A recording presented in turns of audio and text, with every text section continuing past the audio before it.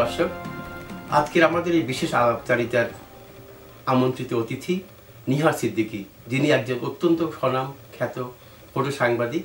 আমি তাকে একজন আলোকচিত্র শিল্পী হিসাবে অভিহিত করি। আজকে আমরা নিহার সিদ্দিকীর সাথে গল্প করব তার এই ফটোগ্রাফি জীবন নিয়ে, কিভাবে এর প্রতি তিনি আকৃষ্ট হলেন, কোথা থেকে শুরু হলো, তারপর সেই বাংলাদেশে খুব দাপটের সাথে ফটো সাংবাদিকতা করে এখন উত্তর আমেরিকাতে উনি এখানেও খুব দাপটের সাথে একই কাজ করে যাচ্ছেন। প্রত্যেকটা পত্রিকাতে, যারা যেসব বাংলা পত্রিকা প্রবাস থেকে প্রকাশিত হয়, সব পত্রিকাতেই নিহার সিদ্দিকীর তোলা ছবি থাকবেই। এছাড়া মেন স্ট্রিমের যে কোনো অনুষ্ঠানে উনি যান, সেখানে যেসব ছবি ওঠে সেগুলো সবার দৃষ্টি আকর্ষণ করে এবং সবাইকে সেই সব ছবি সব জায়গায় ছাপানো হয়। নিহার ভাই, আপনাকে স্বাগতম আজকের আলাপচারিতায়। আপনি কেমন আছেন? জি, ভালো। তো আমি শুরুতেই জানতে চাই যে আপনার এই যে ফটোগ্রাফির প্রতি আপনার কিভাবে ঝোঁক হলো, কোন বয়সে, কবে, তখন কোথায় ছিলেন আপনি? আমার বাবা ছিলেন একজন উচ্চপদস্থ কর্মকর্তা, সরকারি তথ্য বিভাগে ছিলেন। আমার বয়স যখন 7-8 এরকম হবে, আমার মনে যতটুকু আছে যেটা বলতে পারি, 7-8 বছর যখন বয়স, তখন আমি আমার বাসায় একটা ক্যামেরা দেখি, চাইনিজ ক্যামেরা, অনেক বড় ধরনের একটা ক্যামেরা। ওইটা নিয়ে আমি খেলা শুরু করি। আমি বিভিন্ন অ্যাঙ্গেল থেকে দেখি কেমন লাগে, কিরকম। তখন থেকে আমি আকৃষ্ট হই। আপনার বাবার ক্যামেরা? আমার বাবার ক্যামেরা ছিল। বাবা যেহেতু ইনফরমেশন অফিসার ছিলেন, সেহেতু তার ক্যামেরা লাগতো এবং বিভিন্ন সময় সে উনি কাজে ইউজ করতেন। কিন্তু তখন থেকে আমি আকৃষ্ট হই ক্যামেরার উপরে। পরবর্তীতে আমি যখন পড়াশোনা শুরু করি বা স্কুলে বা কলেজে যাই, তখন তো ফাইনালি আমি এরপরে আরো বেশি আকৃষ্ট হয়ে যাই এবং কি বলে, এক ধরনের ভালোবাসা তৈরি হয়।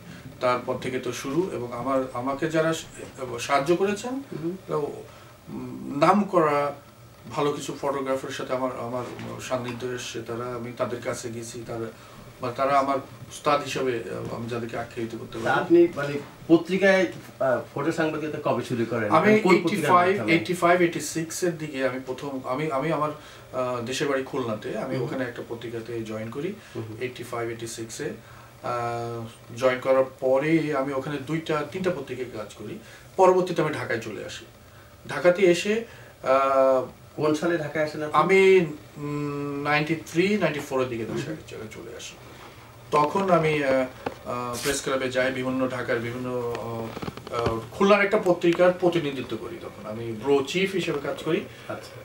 তখন ফটোগ্রাফিতে আমি ঢাকার যে পরিমণ্ডল, সেইখানে সম্পৃক্ত হয়ে যাই। তাতে করে আপনি তো ইত্তেফাকে রোববারে সবখানে কাজ করেন? জি, আমার শুরু হয় ইত্তেফাক গ্রুপ থেকে। ওকে ঢাকাতে আমি চান্স পেয়ে যাই, একটা ইন্টারভিউর মাধ্যমে চান্স পেয়ে যাই। ওরা আমার কার্যক্রম দেখে তারা আমাকে চাকরি দেন আর কি।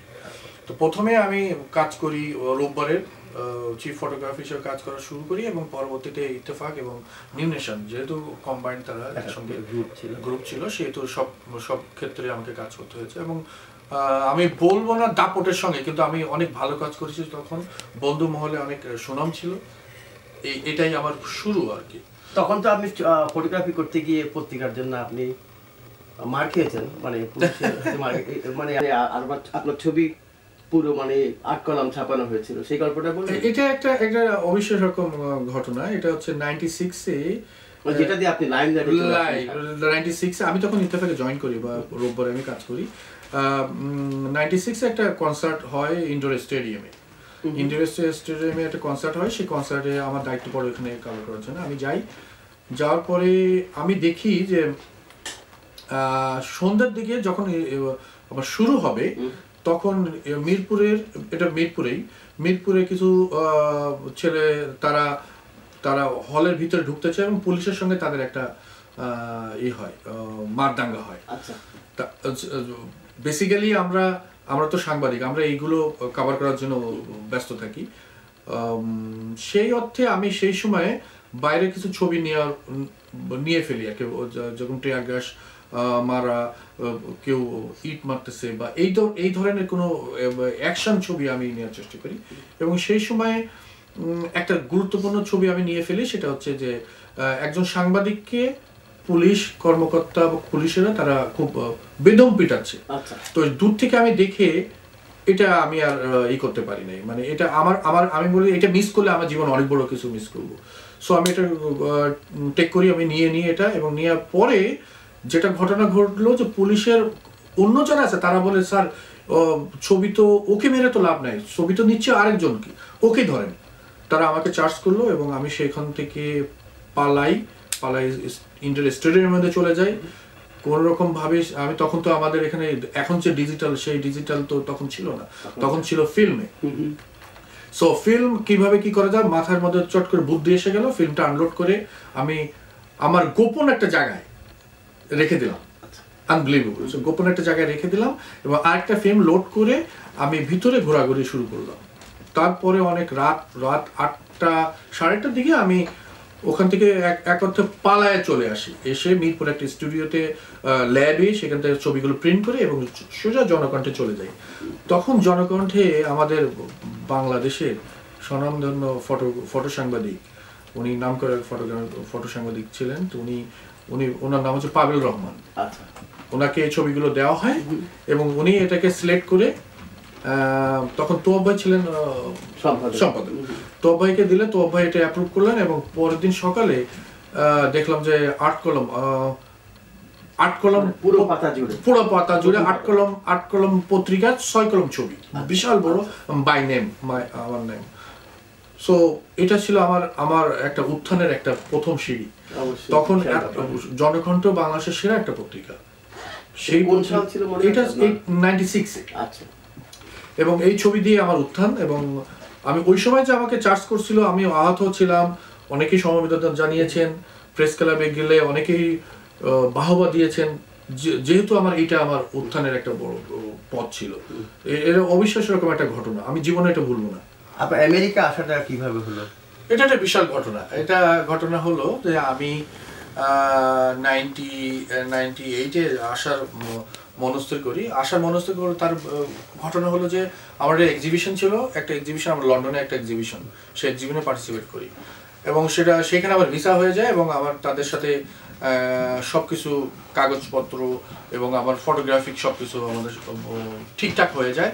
ইন দ্য টাইম আমাকে আমার বোন বলে যে তুই তাহলে আমেরিকা থেকে একটু ঘুরে আয়, এরকম একটা জিনিস। তো আমি এম্বাসিতে গেলাম, এম্বাসি গেলে তারা দেখে প্রথমবার আমাকে ভিসা দিল না। আমি খুব মন খারাপ হয়ে গেল আমার, যে আমি ভিসা পেলাম না, লন্ডনের ভিসা, বাইরের ভিসা আছে, কিন্তু আমাকে কেন ভিসা দেওয়া হলো না।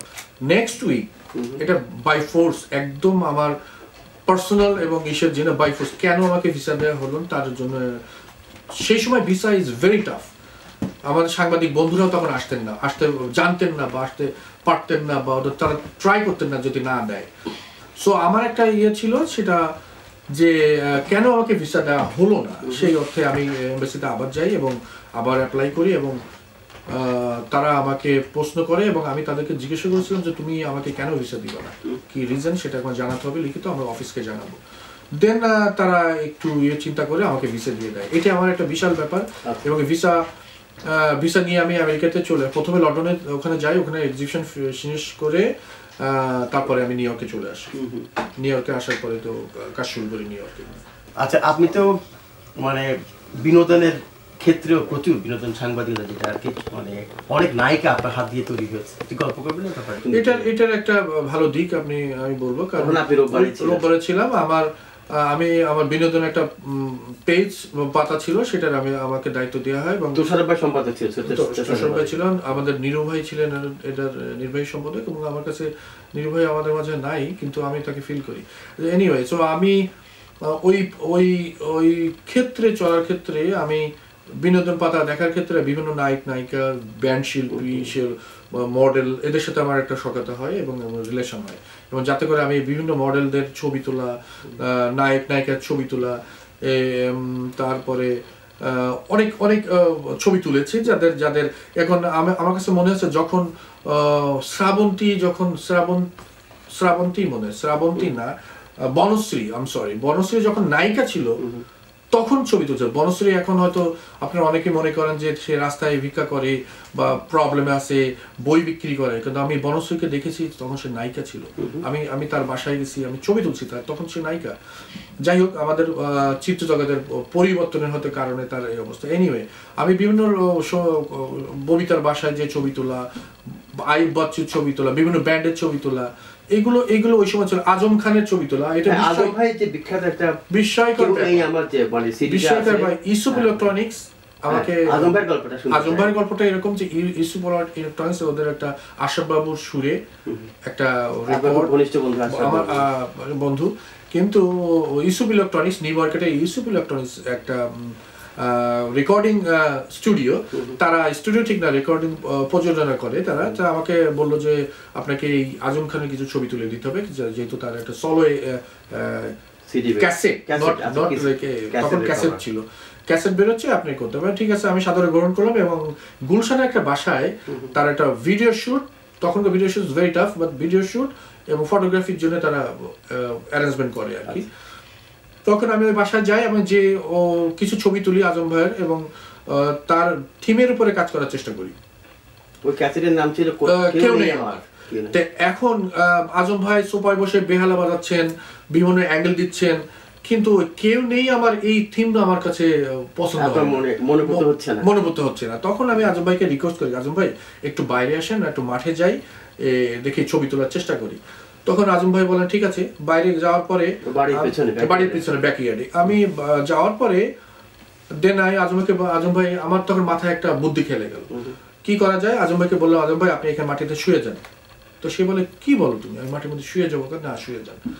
সে আমার কথা মতন ঠিকই সে মাটির শুয়ে যান। আমি গাছে উঠলাম, উঠে গাছ থেকে উপর থেকে একটা ছবি নিলাম, মানে হাত পা এরকম ভাবে ছড়ানো, এবং এইটা এই উপর থেকে ছবি নিয়ে এটাই সিডি কাভার এবং পোস্টার ঢাকা শহরে ভরে গেল, এবং অনেক অনেক হিট ছিল তখন। তখনও আমার নামের একটা, ওই মহলটাই আমার একটা নামের একটা পরিস্থিতি তখন চলে আসলো। আপনার ছবি দিয়ে তো আরো অনেকের সিডি, হ্যাঁ, এটা নিউ ইয়র্কে তো অনেকগুলো এবং ঢাকাতে অনেক সিডি কাভার এটা আমি করেছি। আমার মনে হয় যে নিউ মার্কেটের ওই ইউসুফ ইলেকট্রনিক্স এর কথা বলতে গেলে আমার মনে হয় আমি যখন ছোট ছিলাম, যখন ক্যামেরা শুরু করি, তখন নিউ মার্কেটের একটা দোকান থেকে আমি কম দামে ফিল্ম কিনতাম। কম দামে বলতে এফডিসি থেকে যে ফিল্মগুলো চুরি করে এনে বিক্রি হতো, যেমন 35-20 টাকা দিয়ে তখন ওই ফিল্ম কিনে ওইটা দিয়ে এক্সপেরিমেন্ট করতাম, ছবি তুলতাম। এটা মানে বিশাল ব্যাপার। ওই সময় পয়সা নাই, তারপরে ক্যামেরা নাই, অনেকের ক্যামেরার কোনো ইয়ে নাই, কিন্তু আমার ওই সময় ক্যামেরা ছিল, মানে পয়সা কম ছিল। ভালো ক্যামেরা কবে কিনলেন? আমি ভালো ক্যামেরা ঢাকাতেই আমি ভালো ক্যামেরা ছিল, মোটর ড্রাইভ বলেন, ভালো লেন্স বলেন ছিল। নিউ ইয়র্কে আসার পরে আমার যেহেতু স্বাচ্ছন্দ্য, পয়সা করে ইনকাম করি এখানে, ভালো যাতে আমার সেই আশাটা পূরণ হলো, এখানে ভালো ক্যামেরা। এখন কোন ক্যামেরা? আমি 5D Mark III ইউজ করি। যারা প্রাইম ক্যামেরা, এটা সবাই ইউজ করে, এখানে ফটো জার্নালিস্ট যারা তারা ইউজ করে, এবং খুবই ভালো ক্যামেরা। এবং নিউ ইয়র্কে সাংবাদিকতা করতে গিয়ে আপনি তো পুলিশের আইডি, তারপরে আপনার এনওআইপি, যে আপনার গাড়ির নাম্বার প্লেট, এগুলো ব্যবহার করেন। এটা তো আর হুট করে পাওয়া যায় না, খুব সহজ ব্যাপার। কিভাবে হলো ওটা বলেন? এটা একটা আরেকটা ঘটনা। এটা কি মানে এটা সুবিধা অনেক, অসুবিধা কোনো কিছু নেই, কিন্তু আমার কাছে অবশ্যই সেরকম একটা ঘটনা। আমি 98 আসার পরে 99-এ একটা অনুষ্ঠান, ম্যানহাটনে একটা অনুষ্ঠান হয়, সেটা ইন্ডিয়ানদের একটা অনুষ্ঠান, যেটা ওরা প্যারেড বলে, প্যারেড। সো ওই প্যারেডের আমি কাজের শেষে আমি মনে করছি এইসব জিনিস আমি মিস করি না কখনো। বিভিন্ন শিল্পীরা আসে, তারপরে ফিল্ম স্টাররা আসে, তো এদেরকে সরাসরি দেখা যাবে এরকম। আমি ক্যামেরা নিয়ে চলে গেলাম, যে ছবি তোলা শুরু করলাম। আমি দেখি যে ইন্ডিয়ান শিল্পী, যারা নাম করা শিল্পী, তারা আসছেন, এবং সাথে মেয়র, সিটি মেয়র, তখনকার সিটি মেয়র তো আসতেছেন। আমার 2টা ক্যামেরা, জ্যাকেট, আমি মনে করি এনাফ ফর দ্যাট। ঢাকাতে যেরকম একটা ক্যামেরা, একটা জ্যাকেট থাকলে সাংবাদিক হয়ে গেল। যাই হোক, এটা কোনো খারাপ কিছু না, কিন্তু আইডেন্টিটি তো রক্ষা করে। আপনি তো বলতে পারেন যে আমি সাংবাদিক। তো সেই অর্থে সেরকমই একটা পদক্ষেপ নিয়ে আমি ভিতরে চলে গেলাম। এটা ছিল পার্ক এভিনিউতে। তো সেই পার্ক এভিনিউ, তো সেই অর্থে আমি চলে গেলাম সেখানে, ছবি তোলা শুরু করলাম, এবং কিছু সময় পরে আমি যখন মেয়রের খুব কাছাকাছি তখন দুজন পুলিশ এসে আমাকে বললো গো আউটসাইড। সো আমি একটু ভড়কে গেলাম, তো আমাকে বললো, বলে গেলাম, তো আমি ওটাকে ইগনোর করে আবার ছবি তোলা শুরু করলাম। মিনিট 5 পরে তারা আবার আসলো, আরো দুজন এসে বললো ইউ গো আউটসাইড। তো আমি মনে করলাম যে তারা কি আমাকে বলছে না আমার পিছনে যারা কেউ আছে তাকে বলছে। তো আমি পিছনে ফিরে দেখি কেউ আছে কিনা, বলে কেউ নাই। তখন আমি বুঝি যে আমাকেই বলছে মনে হয়, সেবারও আমি ইগনোর করলাম। আমি মনে করলাম যে না, এটা আমাকে না। তার টাইমে তারা আমাকে সুযোগ দেয় নাই, তারা আমাকে জাস্ট ধরে ফেলে দিত। তো সে ফেলে দেওয়ার পরবর্তীতে আমি নিজেই বুঝতে পারি না যে ঘটনাটা কি। ঢাকাতে তো সম্ভবই না, একজন পুলিশ না, এই দেশে নতুন অনেক কিছু জানি না, কিন্তু আমার কাছে বোধগম্য হলো না যে কেন এটা হলো, কি কারণটা। তখন আমি ওই অবস্থায় আমি ভিতরে না যে ছবি না তুলে মন খারাপ করে চলে আসলাম। আমাদের এখানে তখন সাংবাদিক ছিলেন জাসির ভাই, আনিসুল হক জাসির, উনি আর ঢাকাতে আছেন। তো জাসির ভাইকে ঘটনাটা আমি চুরি করে শেয়ার করলাম, যে কেউ না জানে যে পুলিশ এভাবে আমাকে মনে দুঃখ করে শেয়ার করলাম যে জাসির ভাইকে, যে জাসির অনেক আগে থেকে এখানে সাংবাদিকতা করেন সেতে। তো তাকে বলার পরে নিয়ে আপনি তো ভুল করছেন। আমি কেন? আপনার তো পুলিশ আইডি নাই। পুলিশ ডিপার্টমেন্ট আপনাকে একটা আইডি দেয়, যে আইডি আপনি পুলিশ ব্যারিকেড আপনি ভাঙতে পারবেন, ফায়ার ডিপার্টমেন্ট আর পুলিশ ব্যারিকেড ভাঙতে পারবেন, আপনি ভিতরে যেতে পারবেন। সো ওদের আইডিটা না হওয়া পর্যন্ত আপনি কাজ করতে পারবেন না। সো দেন আমি ট্রাই করলাম যে how to make it. So আমি ইন্টারভিউ করলাম, আমি পুলিশ অ্যাপ্লাই করলাম, পুলিশ ডিপার্টমেন্টে গেলাম, তারা আমি ইন্টারভিউ করলো, এবং ইন্টারভিউ করার পরে পুলিশ আইডি দিল। কোন পত্রিকা থেকে আপনি? আমি তখন এখন সময় কাজ করি, এবং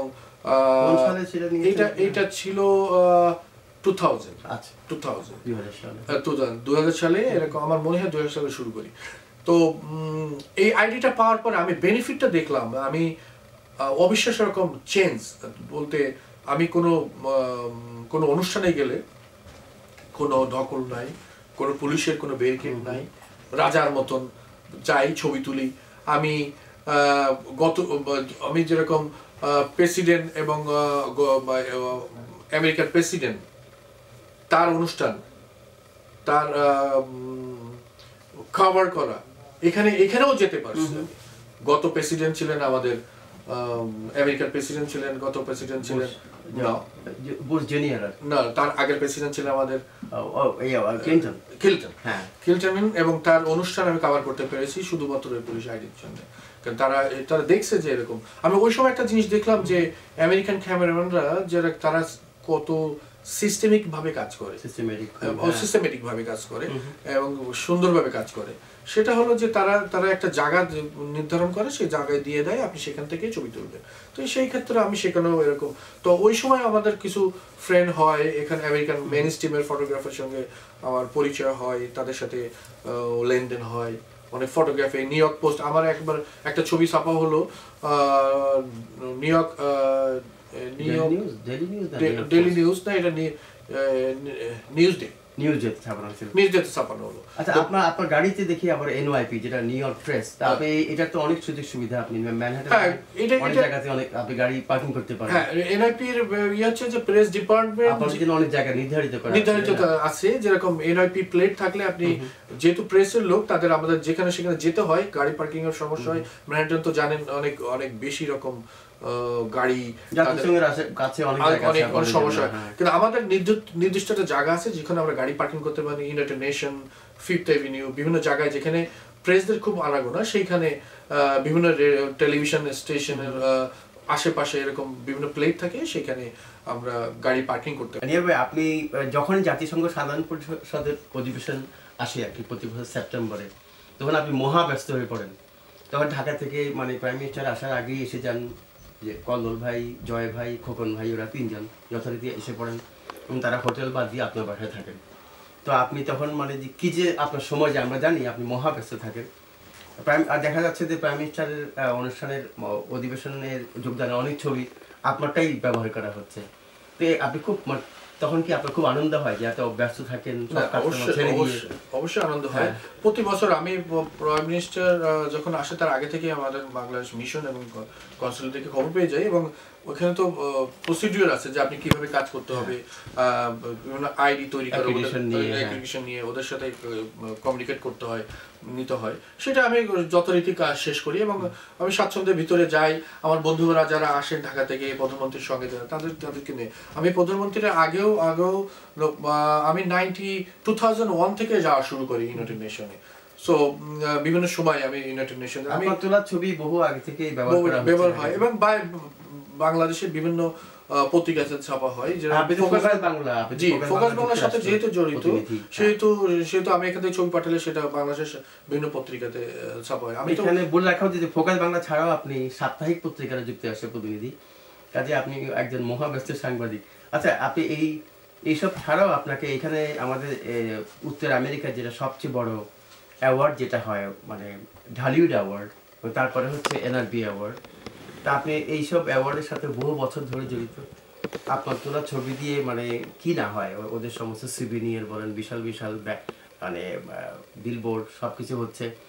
তারপরে আবার আপনি এই পর্যন্ত বেশ কয়েকবার পেয়েছেন ঢালিউড অ্যাওয়ার্ড, 3বার পেয়েছেন সেরা ফটো সাংবাদিক হিসাবে, এবং NRB অ্যাওয়ার্ডে পেয়েছেন 2বার। ঢালিউড অ্যাওয়ার্ড সম্বন্ধে বা NRB সম্বন্ধে কিছু বলবেন? ঢালিউড আলমগীর খান আলমের এইসব ব্যাপার সেবার আপনি কিভাবে? না, আলমগীর খান আলম উনি হচ্ছে বহির্বিশ্ব বলতে নিউ ইয়র্কে সবথেকে বাংলাদেশের বাইরে সবথেকে বড় আয়োজন, সবথেকে বড় আয়োজন এবং বহির্বিশ্বের সবথেকে বড় এন্টারটেইনমেন্ট ফর দ্য কি বলে এটা, ওই যে প্রবাসীদের জন্য যেটা, এটাই সেটা সে আয়োজন করে এবং এইটার আয়োজনের পিছনে বিভিন্ন রকম ছবি তোলা, ফটোগ্রাফি করা যেটা, সেটা আমার দায়িত্ব পড়তো এবং এটা বিশাল আয়োজন, কিন্তু বড় হেল্প করে না সেটা না, সেটা আমি এটা আমার নিজের তাগিদেও করছি, আমি এটা করতে বাধ্য হয়। বিভিন্ন শিল্পী টিল্পী আসেন বাংলাদেশের বিভিন্ন পত্রিকায় কাভার স্টোরি করা, ইভেন আনন্দ বিচিত্রার কাভার স্টোরি, বিনোদন বিচিত্রা সবখানেই যখন সাজাদ ভাই ছিলেন তখন সেই সময় সেই ক্ষেত্রে আমার এই সেক্টরে পদচারণা ছিল এবং আমি ঢালিউডের যেহেতু ফটোগ্রাফি সেহেতু তাদের যত বড় বড় ডকুমেন্টারিটা আমার করতে হয়েছে বা আমি করি আর কি। আর আপনি যখন আমার সাপ্তাহিক পত্রিকার সম্পাদক, আমাদের খুবই আপনজন গোলাম মুর্তজা যখন আসেন, তখন সবাই মানে আপনি তো মানে সব ছেড়ে ছুড়ে দিয়ে তাকে নিয়ে ঘুরে বেড়ান, এটা অন্তরের আর্থিক সম্পর্কের ব্যাপার। আর এছাড়া আপনার পরিবারে আপনার ইমিডিয়েট ছোট ভাই যে কাজল সিদ্দিকী, তানভীর সিদ্দিকী, মানে বাংলাদেশের একজন বিখ্যাত এখন টেলিভিশন টক শো মানে আলোচক আর কি, আর এক সময় তুখোর সাংবাদিক ছিলেন, রাজশাহী বিশ্ববিদ্যালয় প্রেস ক্লাবেরও প্রেসিডেন্ট ছিলেন। তো আপনারা আসলে আপনার বাবা ছিলেন তথ্য অফিসার, সরকারের বড় কর্মকর্তা, পুরো সাংবাদিক পরিবারের। এছাড়া আপনার পরিবারের আর যারা আছেন, আপনার একমাত্র বোন, ওদের সম্বন্ধে বলবেন ছোট ভাই? আমি মনে করি যে আমার জন্মগ্রহণটা হয়েছে সাংবাদিক পরিবারে। আমার দাদা সম্বন্ধে বলেন। আমার দাদা ছিলেন উপমহাদেশের একজন নামকরা সাংবাদিক ছিলেন, নামটা বলুন। নামকরা প্রখ্যাত আমি বলবো সাংবাদিক নাসিরউদ্দিন, আমার দাদা ভাসানী, ওনারা একসঙ্গে থাকতেন, একসঙ্গে কলকাতাতে তখন থাকতেন ওনারা এবং কাজ করতেন। দাদার নামটা বলেন। আব্দুল ওহাব সিদ্দিকী, বিশাল বড় মাপের একজন সাংবাদিক। আমি আমার জীবনে আমি কি বলে আবেগে আপ্লুত হয়ে যায় আমার দাদার কথা চিন্তা করলে, কারণ এত বড় মাপের একজন সাংবাদিক, কলকাতা থেকে সাংবাদিক। আর না, আমার কাছে মনে হয় আমি দেখছি আমার দাদার পাশে এসে বসে আছেন স্বনামধন্য লেখক, এবং তখন কবি ছিলেন, পরে লেখক, গল্পকার আশরাফ সিদ্দিকী, ডক্টর আশরাফ সিদ্দিকী। উনি আমার দাদার কাছে এসে বসে থাকতেন, আমি নিজে দেখছি। দাদাকে তিনি বাবার মতন সম্মান করতেন, কারণ উনি যখন লিখে কলকাতাতে পাঠাতেন, আমার দাদার পত্রিকায় সেটা ছাপা হতো, প্রিন্ট হতো। সেই অর্থে আমার পরিবারটাই সাংবাদিক পরিবার। আমার বাবা ছিলেন সাংবাদিক, উনি তথ্য অফিসার ছিলেন। আমার ছোট ভাই সাংবাদিক, আমার চাচা একজন আছেন বিচারপতি, এখন ওর নাম কি? কামরুল ইসলাম সিদ্দিকী। আমার দুলাভাই নাম করে একজন। আপনার দুলাভাই, ওনাকে আমিও চিনি, উনি মাসুম ইকবাল, অত্যন্ত বিশিষ্ট একজন মানুষ এবং বাংলাদেশে একজন সফল শিল্পপতি, যিনি যার মানে একটা হচ্ছে ভেঞ্চার হচ্ছে সিগাল হোটেল, যেটা কক্সবাজার আমার মনে হচ্ছে কক্সবাজারের ট্যুরিজমকে উনি তৈরি করছেন। উনি আইকন হয়ে গেছেন, ঢাকাতে খুব জনপ্রিয় হচ্ছে, ঢাকাতে হোয়াইট হাউস হোটেলটা উনি বিষয়ে আইকন। বাংলাদেশের এই বিষয়ে আমার কাছে মনে হয় উনি আইকন। আর এই ক্ষেত্রে ঢাকাতে যখন কাজ করেছি তখন অনেক অনেক আমি এনজয় করেছি ঢাকাতে কাজ করতে। আমি ঢাকার কথাটা এই জন্য বলছি, ঢাকার কিছু বন্ধু বান্ধব ছিলেন আমার, যখন তাদের অনুপ্রেরণা, তাদের সহযোগিতা না পেলে হয়তো আমি এই নিহার সিদ্দিকী নাও হতে পারতাম। আমি তো অন্য কিছু হতে পারতাম। আমার পরিবার সাংবাদিক, কিন্তু আমি কেন ফটোগ্রাফি বা এই বিষয়ে বেছে নিলাম আমি নিজেও জানি। আমি একসময় ভিডিওগ্রাফার ছিলাম। আমি বহু প্রধানমন্ত্রী বলেন, আমি বহু মন্ত্রীদের সাথে ঘুরেছি, বিভিন্ন ডকুমেন্টারি করেছি, কিন্তু আমি জানি না আমি যে এই পেশায় কেন আসলাম, কিন্তু আমি এনজয় করি এই পেশাটাকে। ফটোগ্রাফি আমার কাছে আমার জীবনের ফটোগ্রাফি বিশাল জিনিস। আমি যাদের সাথে ঘুরেছি, আমি যদি দেখেছি তাদেরকে চোখে, আমি ফটো সাংবাদিক না হতাম, আমি তাদের সামনে যেতে পারতাম না। এটা আমার কাছে অনেক বড় পাওয়া। আমরা যারা আপনাকে পছন্দ করি বন্ধু হিসাবে, ফটো সাংবাদিক হিসাবে, আমরা খুব এনজয় করি আপনার ফটোগ্রাফি। কারণ আপনাকে ছাড়া এখানে যখন বইমেলা হয়, এখানে যখন ঢালিউড হচ্ছে, এখানে ফুবারা হচ্ছে, যে কোনো বড় বড় উৎসব হচ্ছে, এখানে যখন আমাদের বাংলাদেশ প্যারেড হচ্ছে, সবখানে নিহার সিদ্দিকী আছেন। আপনাকে ছাড়া তো আমরা কল্পনা করতে পারি না। আমি নিউ ইয়র্কের বাইরে যাচ্ছেন, সবখানে যাচ্ছেন। তো আপনার এই সবকিছু নিয়ে আপনি তো মহাব্যস্ত, তার মধ্যে আপনার কোনো বিশেষ কোনো মানে এমন কোনো আশা আছে যেটা এখনো পূর্ণ হয়নি, বা কোনো ভবিষ্যৎ পরিকল্পনা বলতে আমি বোদ্ধা না, কিন্তু আমার কাছে মনে হয় যে এই বিষয়ে কিছুটা দখল তো আমার এই অর্জন, আমার কিছুটা দখল অর্জন করেছি আমি। সেই অর্থে আমার একটা এক্সিবিশন আমি বাংলাদেশে যেয়ে আমি করতে চাই। মাঝে এটিএন এর একটা ইন্টারভিউ ছিল আমার, তাতে আমি বলেছি যে আমার একটা এক্সিবিশন করতে, ম্যানেজমেন্টের উপর যে কাজ করছি, বাইরের যেসব কাজ, যেসব ফটোগ্রাফি আমি করি, তার একটা ডকুমেন্টারি, তার একটা এক্সিবিশন আমি করতে চাই। স্কুল হয়তো আমার হবে না, অনেকের বিষয়টা ম্যানহাটন বেছে নেবেন নাকি? আমি সব বিষয় নিয়ে করবো। তো ম্যানহাটনটা একটা বিশাল ব্যাপার, এটা একটা বই আকারে বেরোনোর চেষ্টা করবো, বের করার, যেহেতু এটাকে সময়কে ধরে রাখা। ম্যানহাটনের উপর আমি 5 বছর ধরে কাজ করছি। যে বিল্ডিং তৈরি হলো, সেই বিল্ডিং তৈরি হয়ে গেছে, কিন্তু ওই পর্যায়ে আপনি আর যেতে পারবেন না, কিন্তু ওইটা আমার কাছে ধরো। ম্যানহাটনের ছবিগুলো দিয়ে বা নিউ ইয়র্কের উপর যে চলা ছবিগুলো দিয়ে আমাদের জাতিসংঘ মিশন বা আমাদের বাংলাদেশ কনসুলেট যদি একসাথে মিলে করে, তাহলে এটা বিরাট একটা জিনিস হতে পারে, এক্সিবিশন হতে পারে। আমরা আশা করবো এটা হয়তো বা অদূর ভবিষ্যতে হতে পারে আর কি। আমি শুনেছি ওনারা এইটা নিয়ে চিন্তা ভাবনা করছেন। যদি হয় সেটা আমাদের সবারই খুব ভালো লাগবে, সেটা করা যেতে পারে। নিহার ভাই, আপনি প্রধানমন্ত্রী শেখ হাসিনাকে, বঙ্গবন্ধু কন্যা এবং অত্যন্ত জনপ্রিয় প্রধানমন্ত্রী বাংলাদেশের, তাকে আপনার তোলা একটা বিশেষ ডিজিটাল উপহার দিয়েছেন। আমরা দেখেছি ওনার গণসংবর্ধনায় তিনি মঞ্চে বসে প্রত্যেকটি পাতা উল্টে উল্টে দেখেছেন। আপনি কিভাবে প্ল্যান করলেন, বা সেই অ্যালবামের ছবিগুলো কি কি ছবি ছিল? এইটা একটা ঘটনা, একটা ঘটনা আমার জীবনের আরেকটা ঘটনা। সেটা হলো যে প্রধানমন্ত্রী যখন প্রধানমন্ত্রী ছিলেন না, তখন উনি নিউ ইয়র্কে আসতেন, বিভিন্ন ওয়াশিংটন, নিউ ইয়র্কে আসতেন। আমি ওনার পিছে পিছে ছিলাম, বা আমি অনেক ফটোগ্রাফি করেছি। শুধু নিউ ইয়র্কে না, আমি বাংলাদেশেও ওনার জনতার মঞ্চ থেকে শুরু করে বিভিন্ন সময় বিভিন্ন মিটিং মিছিল আমি ওনার পাশাপাশি ছিলাম, অনেক কাছে ছিলাম। সো নিউ ইয়র্কে আসার পরে একটা ডকুমেন্টারি ওনার উপরে করা শুরু করলাম, এবং বিভিন্ন সময়ে ছবি তুলে সংরক্ষণ করলাম আর কি। পরবর্তীতে উনি যখন প্রধানমন্ত্রী হলেন, গত বছর আমি তাকে আমার মাথায় এলো যে আমি একটা অ্যালবাম, এই ছবি দিয়ে একটা অ্যালবাম তাকে দিব, নির্বাচিত কিছু ছবি। এবং সেখানে আমাদের প্রযুক্তি এবং আমার জয় মামা, প্রধানমন্ত্রীর পুত্র, উনিও ছিলেন। উনি এই ছবির মধ্যে মায়ের সঙ্গে অনেক সময়ের ছবি, সেই ছবিগুলো আমি কালেক্ট করলাম, এবং এটা একটা অ্যালবাম তৈরি করে 100 পেজের একটা বই আকারে একটা অ্যালবাম, ফ্ল্যাশ অ্যালবাম বলে, এটা আমি তৈরি করলাম।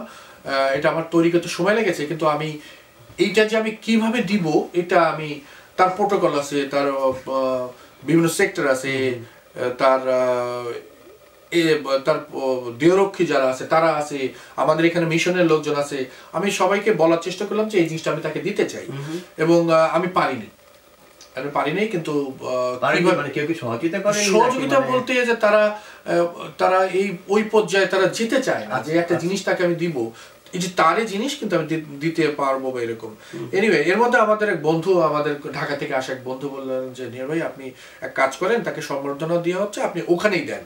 ও কারোর কথা দরকার নেই, কেউ আপনাকে সাহায্য করবে না, কেউ আপনাকে হেল্প করবে না, এই বিষয়ে আমি জানি। আপনি কারোর হাতেও দিন না, আপনি নিজে হাতে দেন। তখন আমাদের মিশনে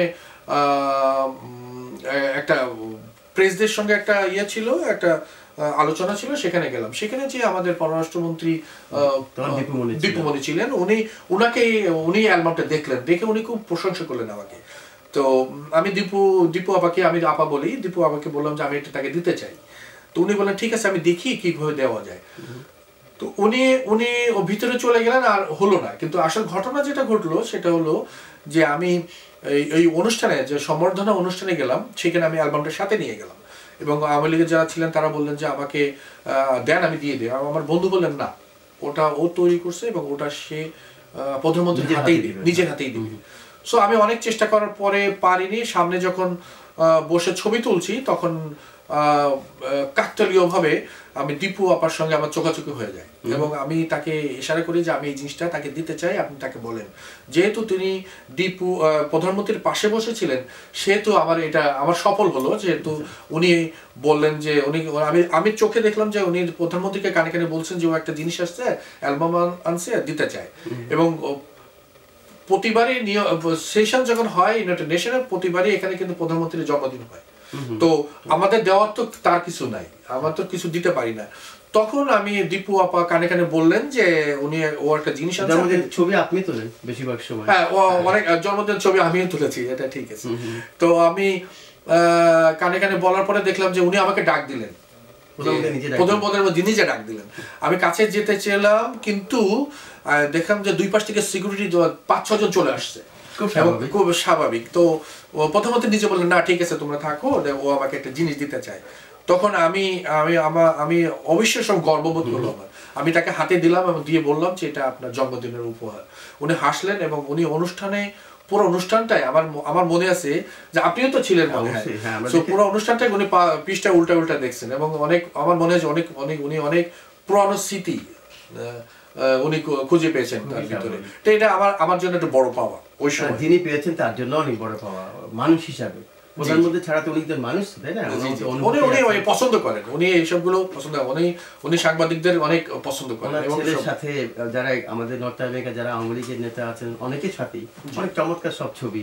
নিহার ভাই, আপনার সাথে গল্প করতে গেলে তো মানে এমন কত কথা আছে, ঘটনা আছে যে কখনোই শেষ হবে না। তারপরেও মানে এখন এই পর্যায়ে এসে আমাদেরকে শেষ করতে হবে, কিন্তু এই যে আপনার সাথে কথা বললাম এতক্ষণ, আমরা মানে দুজন পাশাপাশি বসলাম, অনেক স্মৃতি রচিত হলো। তো আপনাকে ধন্যবাদ জানিয়ে খাটো করবো না, আপনি কি বলে শেষ করবেন? আমি ফটোগ্রাফিতে আমার মনে হয় যে আরো আসা উচিত। নতুন প্রজন্ম যারা আসবে তারা আমাদের চেয়েও অনেক অনেক বেশি পরিমণ্ডল পাচ্ছে এখন ডিজিটালে, অনেক বেশি ক্ষেত্রে তাদের হাতে, তারা অনেক কিছু এক্সপেরিমেন্ট করতে পারে, অনেক কিছু তারা হাতে এখন। আমি চাই যে নতুন প্রজন্ম যারা তারা এই বিষয়ে আসুক এবং তাদের জন্য দোয়ার খোলা। বিশাল ব্যাপার একটা এই বিষয়ে যারা কাজ করেন তারা ফিল করেন এই জিনিসটা কি। আমি চাই যে নতুন প্রজন্ম আরো আসুক এই বিষয়ে, এই সেক্টরে কাজ করুক, বিশ্বকে জয় করুক। আপনাকে অনেক ধন্যবাদ, জয়।